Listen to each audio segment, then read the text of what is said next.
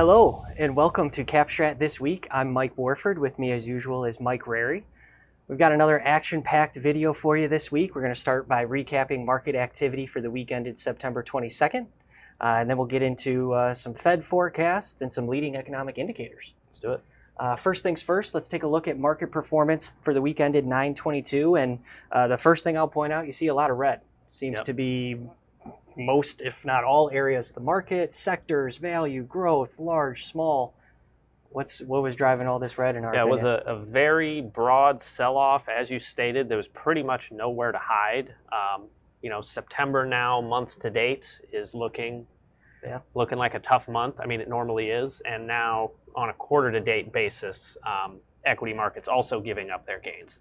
So really nowhere to hide last week. We think a lot of that had to do with getting into the details of the Fed press conference and the dot plot, all things we talked about in the pregame show for all the regular watchers. But, we'll recap why markets were caught so offsides. Yeah, I think that would be the first question from our watchers online here is, last week, FOMC comes out, dot plot, pretty close to in line with what we were talking about last week. Mm-hmm. But this 30-year Treasury still down almost 2% on the week. Yeah. We thought that dot plot messaging might have been somewhat easily digestible, but clearly there was a reaction. What do we think happened there? I mean, we've been talking for a long time about how higher for longer Fed funds rate is what's necessary, given the dynamics of inflation, how we're seeing inflation stickier than most folks are forecasting. And the market was sort of tiptoeing towards that view. And now it seems like the market's running towards the view of higher for longer, So that's one thing. We think this is policy, what the Fed has been saying, what we've been thinking, finally getting reinforced and reflected in markets. Yeah, absolutely. And then on the commodities front, still some red here. Energy hanging on, almost up 20% still quarter to date. Anything notable on the alternative side? A couple of things. The rebound in food and energy prices, once again is reinforcing that idea that the Fed needs to be very cautious here and make sure that they avoid a reacceleration of inflation. Mm-hmm. That seems like it might be their new primary objective, which we'll talk about the implications of that. But, gasoline prices, although energy commodities were down last week, crude oil was flat, and we're looking at $90 a barrel, WTI crude, Brent towards 100. So if you look at these quarter-to-date numbers now, they feel very 2022. Equities down across the board, growth equities here lagging value equities a little more recently. Fixed income down across the board, primarily a duration issue, not necessarily a credit issue. And then the only green are cash or ultra short-term bonds and a basket of commodities. Yeah. All right. So with that in mind, we can get into some thoughts on that FOMC meeting last week. We obviously had the dot plot, summary of economic projections. Mm-hmm. That seemed pretty straightforward, all in all. Yep. But maybe the press conference giving us a little more interest, a little more something to talk about. Exactly. Yeah. And if in our view, if the Fed is going to pull off this soft landing, they need to start acting like it and talking like it right now. And they're not. It was clear. It was clear by the press conference. When that dot plot came out and showed more FOMC participants suggesting fewer cuts next year, one more hike this year. Jerome Powell in the past, when the dot plot would surprise in that way, he would talk it down. He would say, that's not necessarily the path of the federal funds rate. That's just the view of the participants. Yep. The data will evolve. And markets were soothed by the press conference. This was the opposite. You got that hawkish skip, right? But in the press conference, Jerome Powell sort of reinforced the potential fears of the market. Everything he was saying, and this may have been a misstatement. He tried to recover later, but he actually responded to a question and said a soft landing is not our baseline scenario, right? Yep. And it is so important that the Fed believes that they can pull off a soft landing, because if they don't believe it, they're not even going to try, right? That's the fear from markets. right? And so what does that look like? That looks like the Fed is now more focused on making sure inflation is defeated as opposed to trying to thread the needle and pull off this soft landing. And if they are waiting for evidence that inflation is defeated before they cut interest rates, odds are that will be too late. Right. You know, and we pull up this chart of core PCE, which is the Fed's preferred inflation gauge. You know, it strips out food and energy, and it typically runs below core CPI, which we speak to. And, you know, we forecast that out 12 months. That's the consensus forecast. Compare that to the Fed funds effective rate, where the forecast there is Fed funds futures. And you look at this huge widening out, this gap by the end of December 2024. Yep. And how you could interpret this is the Fed funds rate being above the run rate of inflation. The wider that gap, the more the Fed funds rate is above inflation, the more restrictive monetary policy is. Yep. And so you could argue that what we're now setting up for is another year and a quarter of restrictive monetary policy that each day the Fed doesn't cut actually feels more restrictive, right? Yep. Can we make it through that? You know, can the U.S. economy make it through that? Given, you know, we're going to have more Treasury issuance like we talked about. Every single day you get closer to that maturity wall of corporate bonds, you know, that need to be refinanced. Yep. You know, we need lower rates eventually, and the Fed's saying no to that. If the Fed was going to pull off a soft landing, this chart would look different. Right. You would see the green line, inflation, still coming down sort of as the market expects, maybe a little lower, right? But the blue line would be coming down much quicker. Exactly. Yeah, you would expect something much more like that. And so you think, well, you need to signal this in advance if you're the Fed. If you're going to pull off the soft landing, you're not talking about another hike this year. Right. You're saying we're done hiking, right?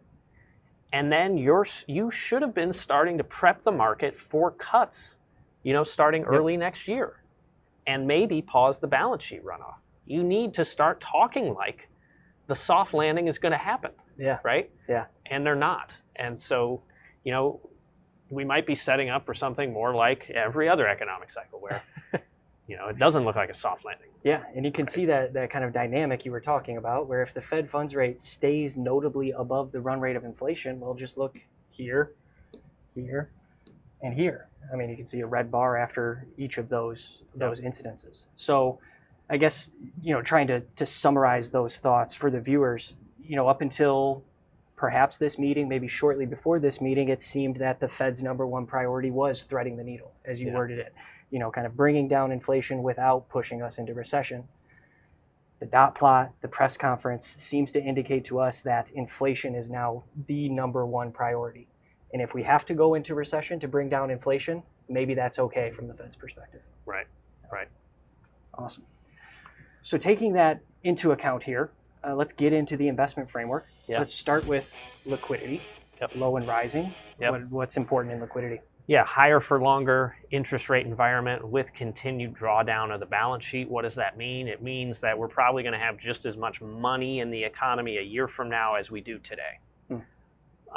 You know, and this downturn in liquidity, this sort of the real deep downturn part, record low contraction in money supply, that hasn't felt that bad, right? Yeah. But as we talked about in prior video shoots, this quote unquote recovery, this rising, this low and rising that we're setting up for over the next 12 months, it might actually feel worse because of the dynamics we talked about with, you know, Treasury issuance and things like that. So what we're watching very closely to see how bad this feels for markets is bank reserves and Treasury issuance. And we haven't seen Treasury issuance ramp up dramatically yet.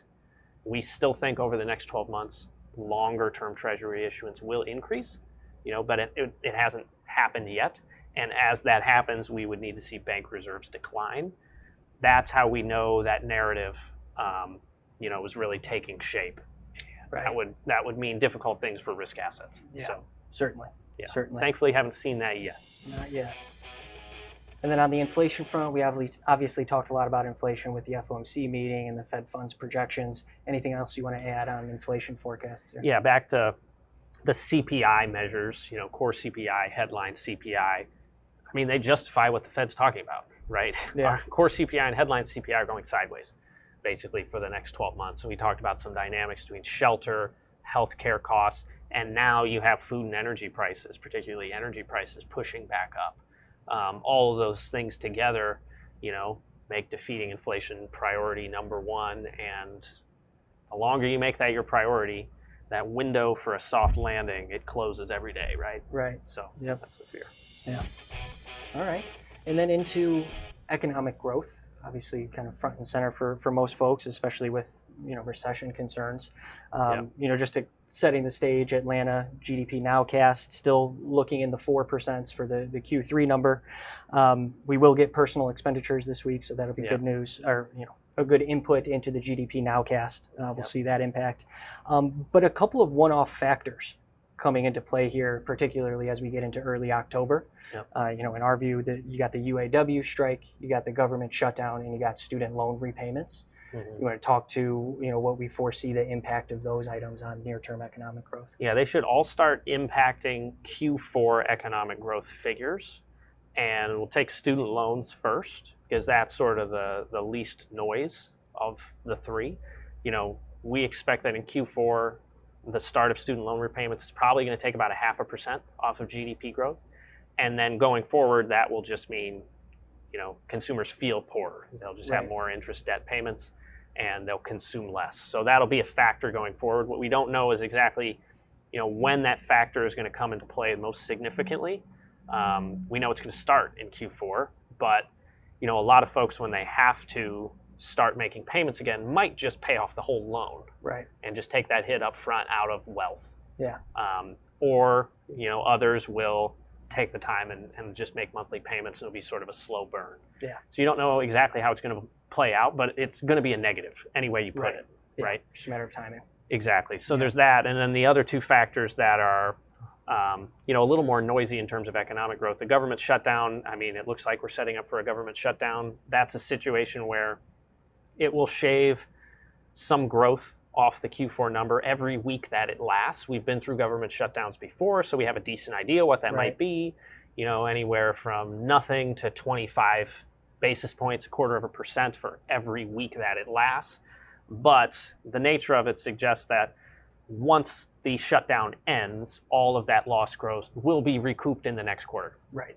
So that'll be noise, right? And then you have the UAW strike, and that one's much harder to predict.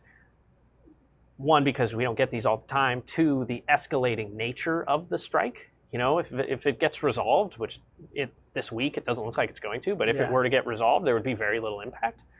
But if this continues and escalates fully, it could significantly hamper U.S. auto production, which would shave some growth off the Q4 number. That would be noisy because, once the strike would end, you would expect production would ramp back up. We'd get a lot of that back. But what happens to, used and other new car prices in the meantime? Does that temporarily push up inflation figures on a month-over-month basis? There's that. And then the longer signal is, just this idea of wages versus profits, right? What does this mean? If there's 20, 30% wage increases, is that a start of a wage price spiral type scenario? Right. So that's more of the signal. Yeah. Yeah. Makes sense. On the inflationary side. Talking wages for, a union group with upwards of 1 million members, it's having a significant impact on inflation potentially. Right. All right, let's wrap up on the investment framework front with the recession signal. Yep. As we've been talking about for some time now, the recession signal remains inactive.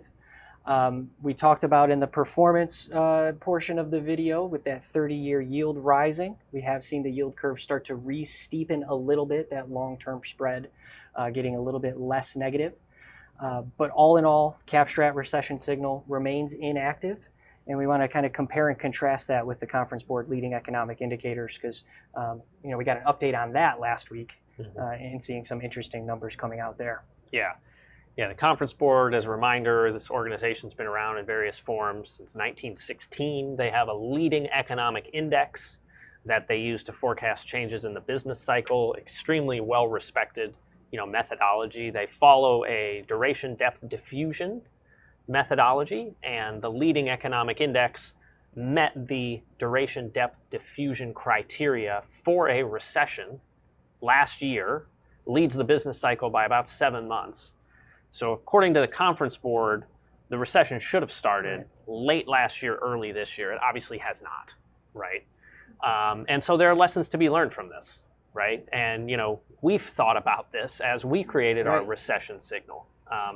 And we don't want to sit here and just poo-poo the conference board or whatever, but we just want to let people know why there's been such a lag and such a false positive is what we would call it in technical terms. And you look at that negative 7.5%, 6-month change annualized, negative 7.1 of that negative 7.5 just comes from 3 data points, right? One of them is ISM new orders, which is a survey-based data point. But, if you look at new orders, well, the goods producing and areas of manufacturing have arguably been in recessionary territory since the beginning of the year. It's just we didn't get a recession because consumers just transitioned spending to services, right? So that hasn't, followed through into the rest of the economy. Then you have consumer expectations, which in our view is just a very noisy data point, especially in an age of social media and multiple news platforms. It's very easy to expect worse things are going to happen in the future than are happening right now, right? And we've seen that data point in our view has become less and less reliable, as we've moved through 2020 and beyond. And then the last part is the yield curve being inverted, which we agree with. That is typically a great leading indicator. It's the smartest economist in the room. There clearly are factors that might delay the transmission mechanism of an inverted yield curve to the real economy, like the absence of floating rate debt, or the fact that corporations termed out their corporate debt when rates were low and things like that. But, you see, if you were to take those 3 data points and you think, wow, that's pretty much all of what's happening here, what the conference board is seeing, and then you compare that to our recession signal, well, that's just one input, the long-term spread. New orders is half an input, half of one of the signals, and we don't have consumer expectations. So it just goes to show if you're trying to forecast a recession, 1, it's really hard, even if you've been doing it for a long time.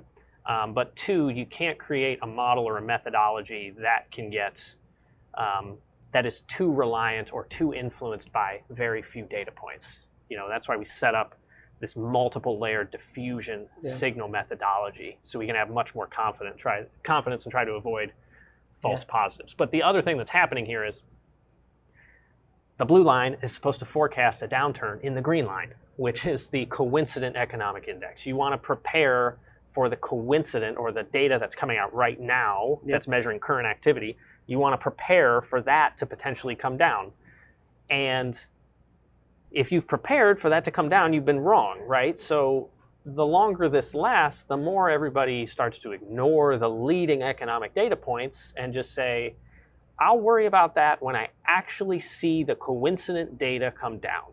The problem with that is it is by definition too late, right? So it's sort of this stability breeds instability. And that goes back to having something like a Minsky moment. If we're all just waiting for initial jobless claims to hit 400,000, and we're waiting for the unemployment rate to hit 4.5%, the recession has started then. It is too late. You missed the train, right?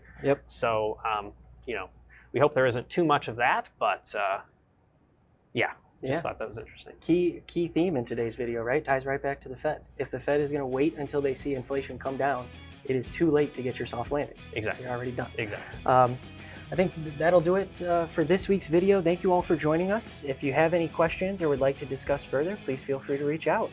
Thanks.